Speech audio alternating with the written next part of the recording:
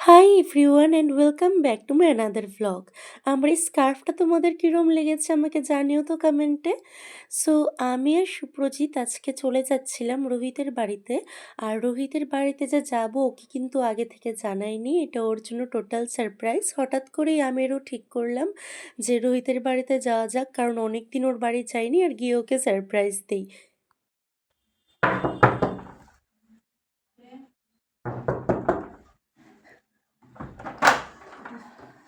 আরে জুমাইছো কেমন আছোস? কেমন রোহিত? আরে নে একদম। তুমি কেমন? চলতেছে বউ আরে বউ আমাকে বলে দেখলাম। ও মনে ভালো আছিস নি?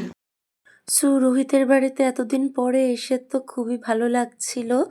আমাদের আরও দুটো ফ্রেন্ডের আসার কথা ছিল, কিন্তু ওদের হঠাৎ করেই একটা কাজ পড়ে যায় যার জন্য ওরা আর আসতে পারেনি। তো রোহিত ওদের কথা জিজ্ঞেস করছিল। দেন আমি, সুপ্রজিৎ আর রোহিত আমরা তিনজনই বসে পড়ি গল্প করতে। আর অনেক গল্প করছিলাম বিভিন্ন বিষয়ে, কারণ আমরা তিনজনই আমাদের মাস্টার্স একসাথে কমপ্লিট করেছি।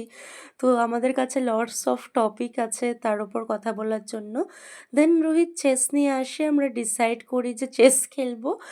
যদিও আমি বা সুপ্রজিৎ কেউ কিন্তু চেসে সিও পারি না, রোহিত একটু আধটু মোটামুটি পারে। তো আমরা চেস সাজাচ্ছিলাম, তারই মাঝে রোহিতের মা আন্টি চলে আসে। আর আন্টির সাথে অনেক দিন পর দেখা হয়েছে, আন্টি এসে আমাদের সাথে গল্প করছিল, মজার মজার কথা বলছিল। তো তারপর আন্টি চলে যায় আর আমরা আবার বসে পড়ি বোর্ড নিয়ে চেস সাজানোর জন্য। আর এখানে না চেস সাজাতে গিয়ে দেখলাম যে ভুলেই গেছি যে কোনটার পরে কোনটা বসে।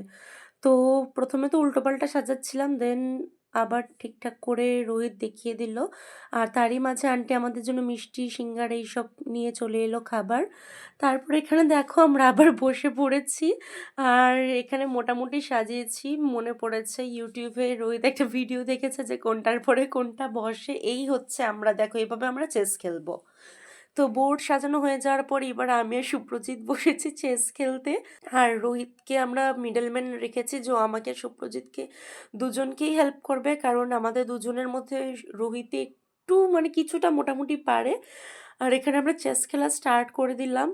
কিন্তু হঠাৎ করে সুপ্রজিৎ, জানি না ও কি একটা মুভ দিল বোর্ডের মধ্যে, লিটারালি মানে আমার আর রোহিতের তো মানে পারি না ঠিক আছে, বাট আমাদের হাসতে হাসতে অবস্থা খারাপ হয়ে গেছে।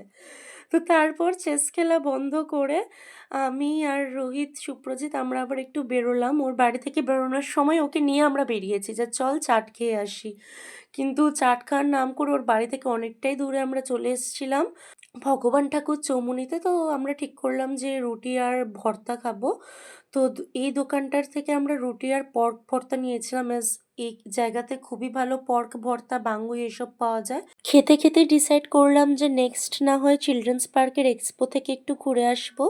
তো খাওয়া দাওয়া শেষ করে যেরম ভাবা সেরম কাজ, আমরা চলে এসেছিলাম চিলড্রেন্স পার্কের এক্সপোতে। আর রোহিত সেখানে কিছু খায়নি, কারণ ওর সেদিনকে ছিল নিরামিষ। তো ও আসার পথে চাট আর ফুচকা খেয়েছিল। তো এক্সপোতে ঢুকে দেখলাম যে খুব বেশি স্টল নেই, বাট মোটামুটি যে কয়েকটা স্টল রয়েছে সেগুলোতে নানা রকমের জিনিসই পাওয়া যাচ্ছে, প্লাস বাচ্চাদের খেলার জায়গাও রয়েছে। তো এক্সপোতে গিয়ে এবার আমরা একটা একটা করে স্টল ঘুরে ফিরে দেখছিলাম। প্রথমেই ছিল এই স্টলটা, যেখানে খুব সুন্দর সুন্দর ইনডোর অ্যান্ড আউটডোর প্লান্টস ছিল। আমি তো সবকটা প্লান্টসের নাম জানি না, বাট কিছু কিছু যেরকম ওই ক্যাকটাস, মানি প্লান্ট এগুলো আমি চিনি। তো প্লান্টের দোকানে তো বিভিন্ন রকমের প্লান্ট যেগুলো দেখলাম সেগুলো খুবই সুন্দর লাগলো। তারপর দেখলাম রয়েছে জামা কাপড়ের দোকান। এছাড়া সবচাইতে বেশি ভিড় যে দোকানগুলোতে ছিল সেগুলো অবভিয়াসলি এই খাবারের দোকানগুলো, যেখানে ওরা পকোড়া, বাঙ্গুই, ভর্তা এইসব বিক্রি করছিল। আর মিডলে আমি দেখলাম যে একটা দোকান আছে ক্যান্ডেলসের। আর এই দোকানটাতে না খুব সুন্দর সুন্দর ক্যান্ডেলস পাওয়া যাচ্ছিল। আমার হাতের এই ক্যান্ডেলটা দেখো, একটা গ্লাসের মধ্যে চার বিস্কিট, খুব সুন্দর লাগলো দেখে। তো আমি আর সেখান থেকে কিছু কিনিনি। আমরা জাস্ট একটু ঘোরাফেরা করতেই এসেছিলাম। আরও কিছুক্ষণ এই এক্সপোর বিভিন্ন স্টলগুলো ঘুরে ফিরে দেখে নিয়ে যখন ভাবছি বেরিয়ে যাব, তখন দেখলাম যে সামনে আবার স্টেজ রয়েছে, সেখানে কালচারাল প্রোগ্রাম চলছে। তো এগিয়ে গিয়ে দেখলাম যে বাচ্চাদের একটা পারফরম্যান্স স্টার্ট হয়েছে সেখানে। তো কিছুক্ষণ সেখানে দাঁড়িয়ে থাকলাম, দেখলাম বাচ্চারা খুব সুন্দর করেই নাচছে। তো এই একটা পারফরম্যান্সই দেখলাম, দেখে নিয়ে আমরা আবার বেরিয়ে পড়লাম আর বেরিয়ে গেলাম সোজা আগরতলা সিটি সেন্টারের সামনে। ওখানে গিয়ে আবার এতগুলো খাবারের দোকান দেখে কিন্তু আমাদের খিদে পেয়ে গেছে। ঠিক করলাম যে না, এসছি যখন এখান থেকে কিছু খেয়ে যাব। আর এখানে তো অনেক কটা মোমোজের দোকান রয়েছে, তো ভাবলাম মোমোই খাওয়া যাক। এখানে একটা পার্টিকুলার দোকান রয়েছে যেটা থেকে আমি সবসময় মোমো খাই, কারণ ওই দোকানের মোমো আমার সবচাইতে বেশি ভাল লাগে। তো সেখানে গিয়ে 2 প্লেট চিকেন মোমো আমার আর সুপ্রজিতের জন্য, আর রোহিত নিয়েছিল 1 প্লেট ভেজ মোমো। তো খাওয়া দাওয়া করে দেন আমরা ভাবলাম যে হেঁটে হেঁটেই যাওয়া যাক।